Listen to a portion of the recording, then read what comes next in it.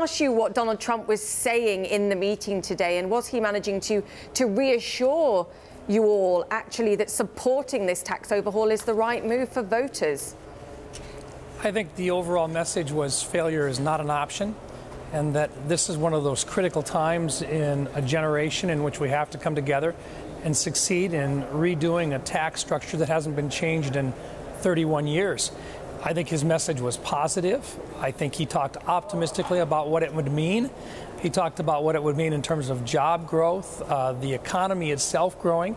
He talked about wage income, which would be up with these changes that we're making in the tax policy. And he also talked about the fact that he knows there is no such thing as basically a perfect bill, and he thinks we ought to do everything we can to try to bring everybody on board. And I thought he was very good in trying to respect the differing points of view of people that had concerns. But he also shared that once we get done with the tax bill, and we've got that in place, whether we finish up or we go to conference committee with it, but we continue to make it better, the next steps after that are the ones that the American people will start to focus on with more confidence. And that'll mean the repeal and replacement of Obamacare right after the first of the year. Right. He talked about an infrastructure bill. He really wants to do an infrastructure bill because he's convinced that it would be better for the economy to have that in place as well. And then he talked about welfare reform as well. So I think the president was looking very, very presidential today in his message.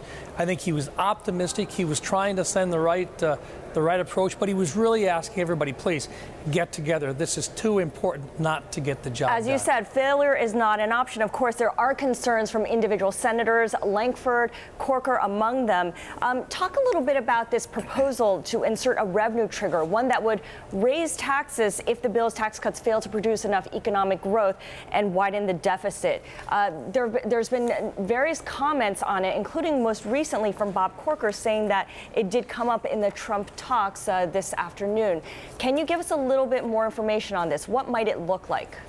It did come up in theory, and the idea being that we believe that with 0.4% in growth per year over the next 10 years, we more than pay for the costs involved in the tax reduction.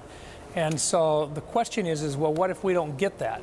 Now, the estimates that we're seeing say that we will get that. But what Senator Corker shares and others share, including Senator Lankford, is well, what if it doesn't? Would we be more responsible to the next generation if we put in a trigger mechanism now that says if we're not making that in like the 5th, 6th, or 7th year, that something happens to additionally apply or to apply more revenue back into the system? And, you know, there are some of us that have more faith in the next generation to be able to handle that themselves. But for those that would prefer to have a built-in handle on that, and that's where these folks are coming from, they make a legitimate point, and I think we're going to be able to work through their concerns. But so you think once again, we think we're going to go way over the 0.4 of that. Will that be added?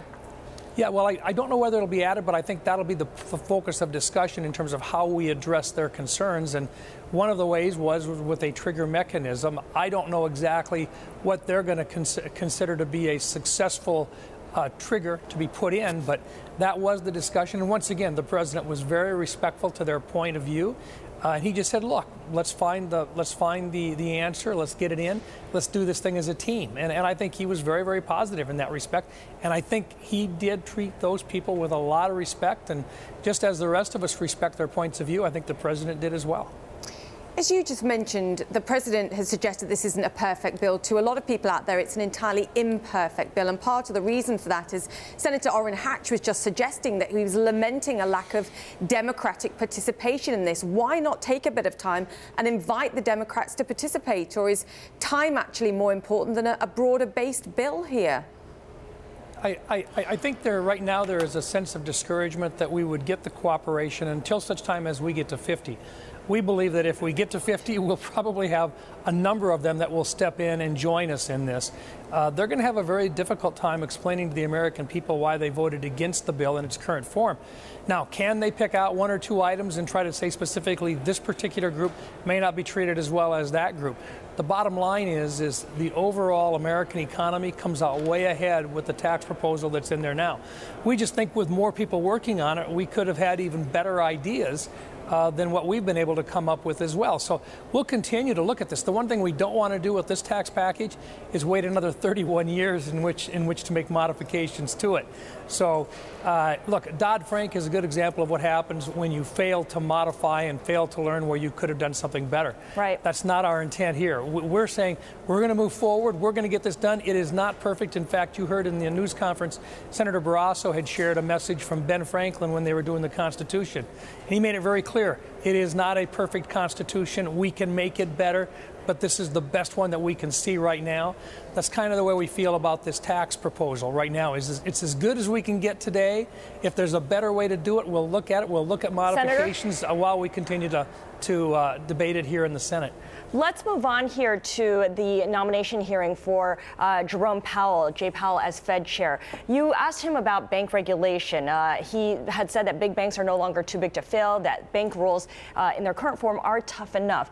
How much oversight do you think the big banks require versus smaller banks 9 years out from the financial crisis from the Federal Reserve?